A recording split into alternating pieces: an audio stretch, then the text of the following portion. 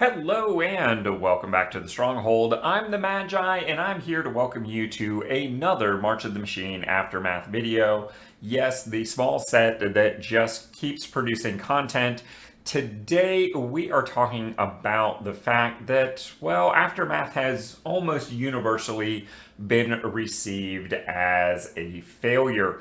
For instance, CGB did a recent video in which he spent 20 minutes just calling this set an abject failure.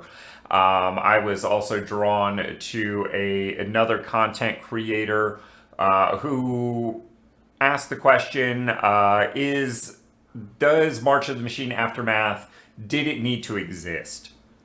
And then he very summarily said no and faked ending to the video, but then did ultimately go on and talk about some things like card quality, timing, that would have actually improved the set, or at least how it was received by the community. I am going to be taking that conversation a step further and talk about the economics of Aftermath and specifically exactly why it does exist, why we are very likely to continue seeing sets like this, and why it doesn't have to be a bad thing, particularly for budget players. And oh yeah, this video is going to drop right before the ban announcement, so we'll probably mention that a little bit too. Stay tuned. But before we get into all that, we here at the Stronghold are officially on the road to 1,000 subs. And guess what? When we get there, we're going to give away an account. So if you're part of the 2/3 of viewers that routinely watch my content but haven't subscribed yet, go ahead and get in, player, because we're going to be doing some magic. Now, what were we talking about? Oh yeah, right. All right, so for a set like this, there's really two measures that I like to look at. One is limited and the other is standard or constructed viability and impact. When it comes to limited, this set was not designed for limited. It is not standalone draftable. And in my opinion, the alchemy-inspired draft fix that we got on Arena was really not a viable pathway to adding these cards to your collection. So when it comes to limited, yeah, I have to say this set is a pretty abject failure.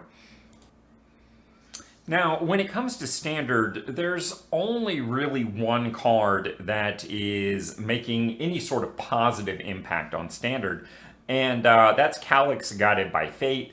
Of course, we're talking about a mythic, one of 50 cards that is actually having some positive impact on standard. And while Calyx himself is really in no danger of being banned in the upcoming announcement, because one, he's a mythic, two, he's a brand new card.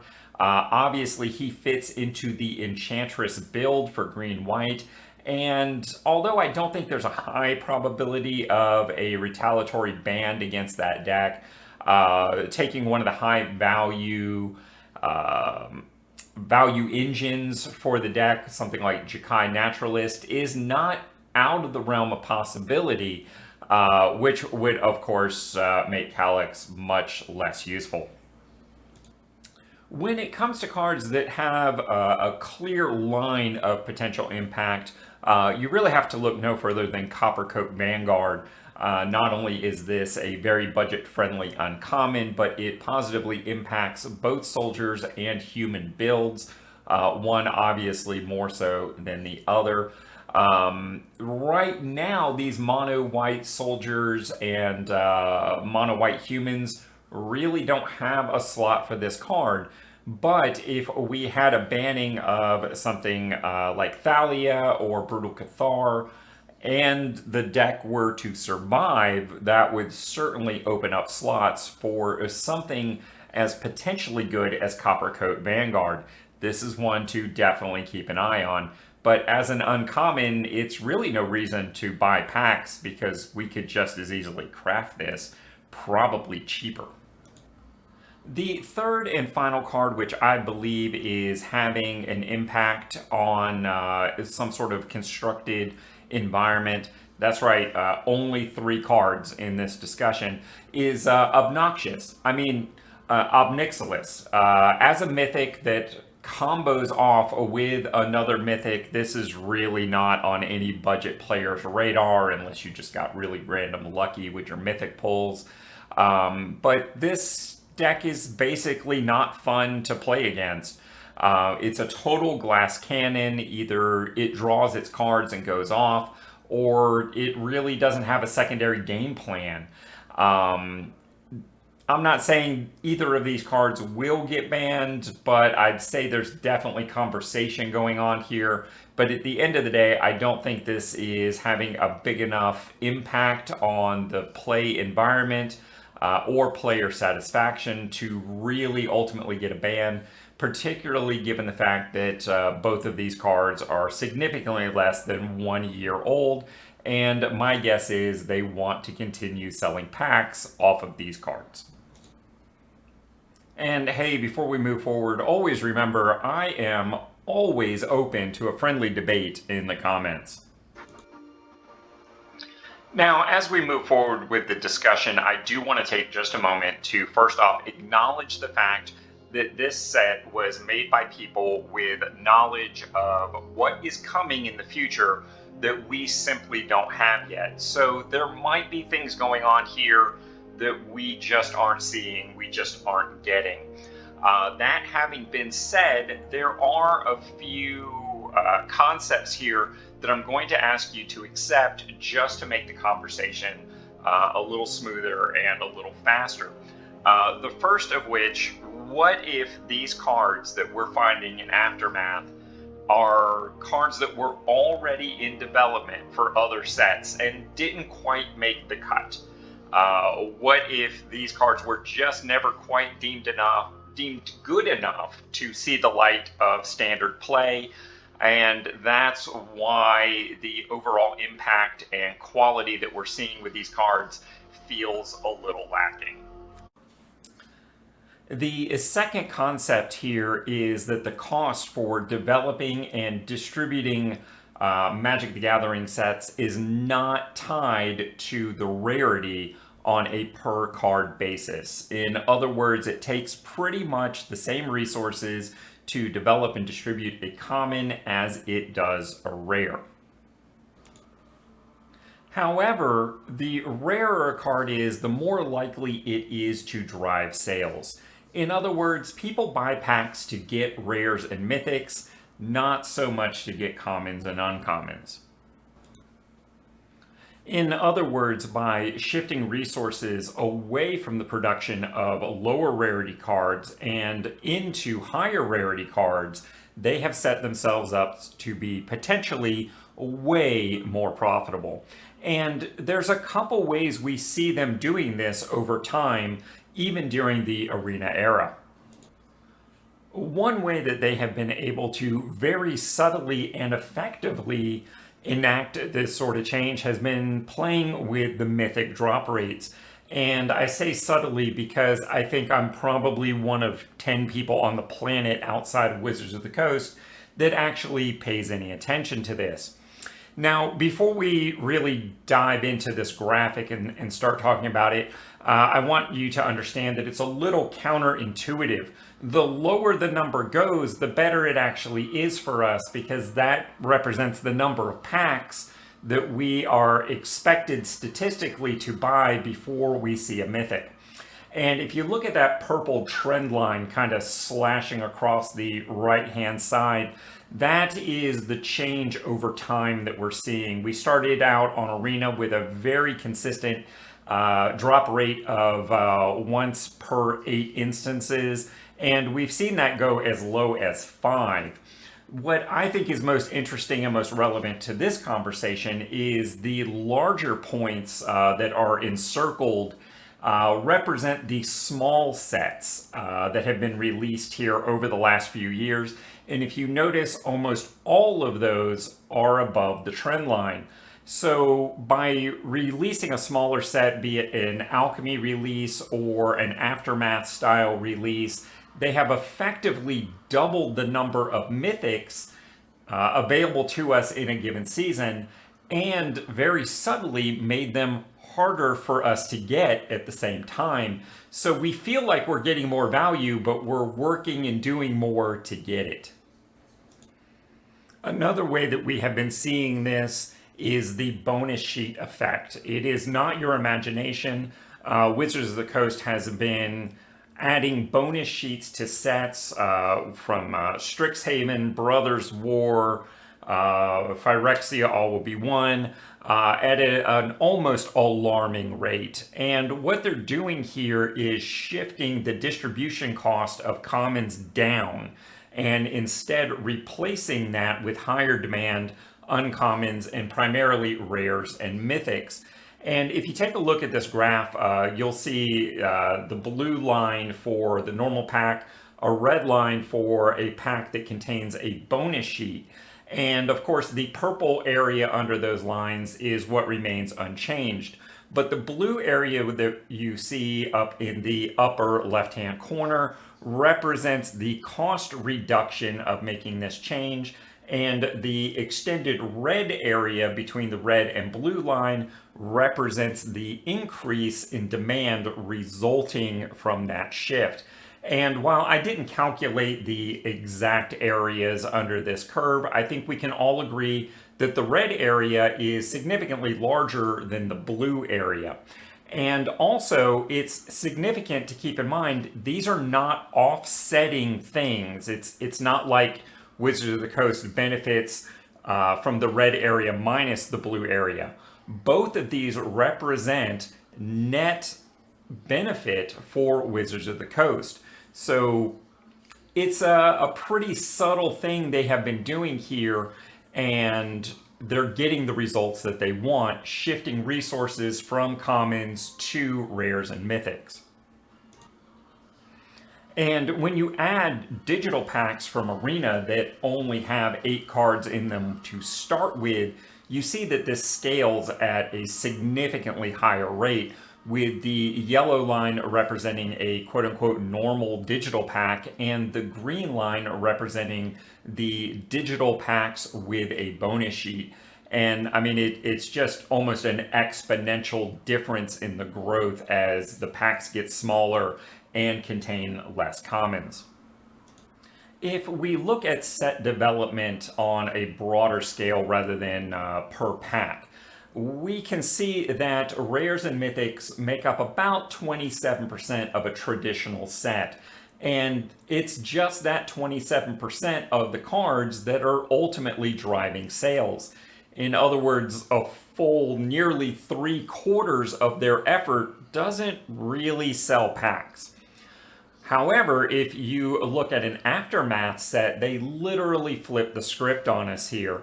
The rares and mythics now make up a full 70% of an average small set, and consequently drives sales of that set. On the other hand, the uncommons drop to just 30% of the set, and that is a much better shift of the development cost, the input versus the output. And if we look at a similar line area, you see that there is a significant decrease in the cost represented by the blue area, and an even larger increase in sales represented by the red area. And again, keep in mind that these are both net benefits to Wizards of the Coast. It's not like one of these is offsetting the other. This is just a win-win situation for them. You see this concept clearly over time within Magic the Gathering. For instance, back in the day, represented by the blue line, not only did you not have mythics, but you had no way to really tell within a pack what was a common, uncommon, or rare, because the cards weren't marked. So unless you found yourself in a very robust community or around a lot of open packs, you really didn't know what was rare and what wasn't. Move forward to the standard environment having been introduced, and ultimately going to 4 sets per year, represented by the red line. And if you see, there are now less resources being put into commons and uncommons, and more into rares and the newly introduced mythics. The yellow line represents kind of our current standard pacing, where we have 5 primary sets and 4 smaller sets, including alchemy on arena. And again, you see the costs shift down and the potential profits from selling packs shifting up, primarily due to the introduction of significantly more mythics. And finally, I think if this trend continues, and I'm confident that the folks at Wizards of the Coast and Daddy Hasbro want it to continue, we should ultimately end up with something represented by the purple line, where the number of commons has shifted down significantly, almost a third from the starting points of Magic the Gathering. We also see a downshift in total uncommons, and in fact, we see rares now being printed at a higher rate than uncommons, with mythics trailing not far behind. And really, this doesn't have to be a bad thing. In fact, Wizards of the Coast could take significant steps towards doing this right now. For instance, by shifting resources away from developing gold cards at common and doing more hybrids in their place, you could significantly reduce the number of cards in total that need to be produced for a given set. Furthermore, the introduction of solid, colorless spells, creatures, etc. at the common level could reduce the number of commons needed for a limited environment by nearly 20%. In fact, as few as just 5 cards per year could do this on a grand scale. And hey, if you're listening, Wizards, and you like the idea of this, I'm available for consult at very reasonable rates. All right, so let's shift gears over to bans. I think we all know at this point there have been significant changes announced for Standard as a format, and along with that, the way bans and restriction announcements are going to be moving forward. I've done specific videos on those if you're not up to speed. However, at this time, what we don't know is what is going to be in that Standard ban announcement that has been announced and pending for May 29th and is approaching rapidly. However, we have had clues. Earlier this week on Monday, I believe the 22nd, there were daily deals, as there are every day, and very often cosmetics are all or a significant portion of those deal offerings. And on this particular day, amongst them were cosmetics for Reckoner Bankbuster and Fable. And of course, the normally very calm, quiet, and reserved internet absolutely exploded with outrage that Wizards would knowingly sell cosmetics for these cards, knowing that they're about to get banned in less than a week. Within 2 hours or less, I believe it was, these two offerings were very quietly removed without explanation by Wizards of the Coast, giving almost near confirmation that we're in fact right, that these two cards are going to get banned. I think Fable of the Mirror Breaker is almost universally accepted that not only will it be banned, but it will be a good thing. I have have made arguments that Reckoner Bankbuster is really not an issue, but I seem to be alone on that particular plateau when it comes to Magic. In addition, there was an unconfirmed leak posted by a presumed insider on Reddit showing 8 different cards ranging from Wedding Announcement and Wandering Emperor that are more questionable choices to Plaza of Heroes, which is just borderline ridiculous at the concept that that would get banned, to all-star favorites on the subject like Fable, Reckoner, and Invoke Despair. In total, 8 cards would make it the largest banning announcement, I believe, in the history of Standard, and offer up 32 potential wildcards to arena players. There was a lot of reason to doubt. Not only do these suggested bans run the gambit of making sense to being just absolutely silly, there was also some issues with word choices, spelling, things like that, in what was presented as paste directly from Wizard's copy. And while I certainly love a good typo as much as anyone, the fact that copy from Wizards of the Coast so close to the actual announcement would contain wording errors that would suggest it had gone through a translating matrix, to the very obvious spelling mistakes that no primary English speaker would really make, definitely had some shades of doubt on this. The absolute nail in the coffin for this leak for me was the fact that Wedding Announcement and Wandering Emperor are included in not one, but 2 of the current New Player Experience 2023 decks. And of course, we are just weeks away from previews of the 2024 decks. And the idea that they want to go back and rebalance these decks for a couple of weeks of use seemed absolutely outrageous. And this was the most clear issue of doubt for me personally, and the reason I have not really been talking about this supposed leak.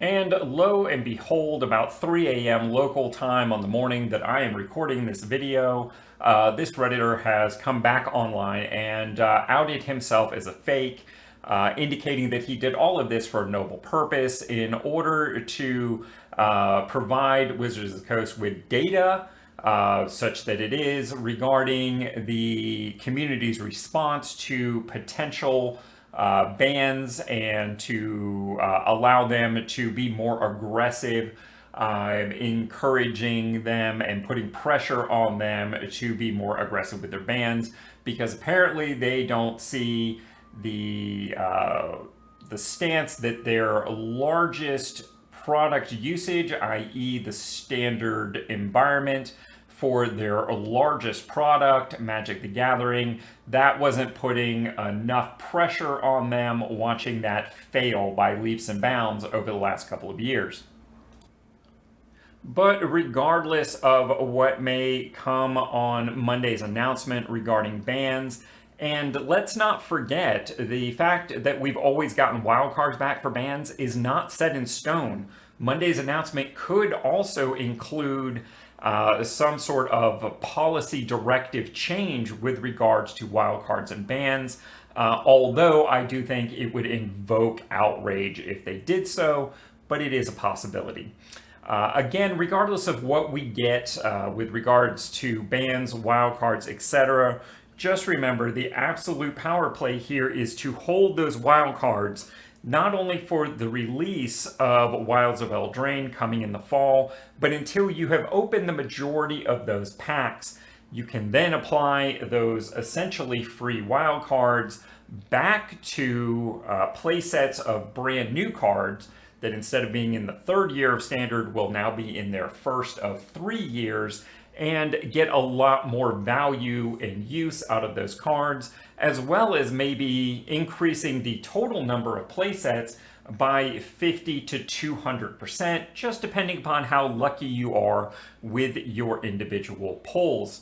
And let's not forget that if they make an announcement on Monday that takes effect on Tuesday, there is potential to go in, invest wildcards in these about to be banned cards, That way you get the use of the card in other formats on Arena and then get your wild cards back for a net gain with very little cost potential. And folks, before you go, make sure you subscribe to the channel so you don't miss out on a thing. Because I know I can't change the Magic economy all by myself, but I think we can.